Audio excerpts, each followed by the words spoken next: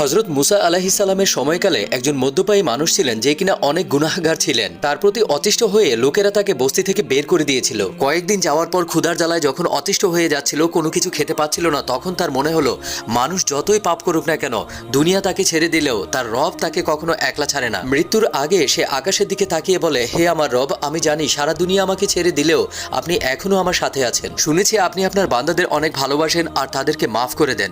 হে আল্লাহ, আমি তওবা করছি, আপনি আমাকে মাফ করে দিন। আল্লাহ তখন হযরত মুসা আলাইহিস সালামকে বলেন, হে মুসা, জঙ্গলে যাও, সেখানে আমার একজন মেহবুব বান্দা মারা গেছে, তার জানাজার ব্যবস্থা করো। যে বান্দা তার জানাজায় শরীক হবে আমি তাকে মাফ করে দেব।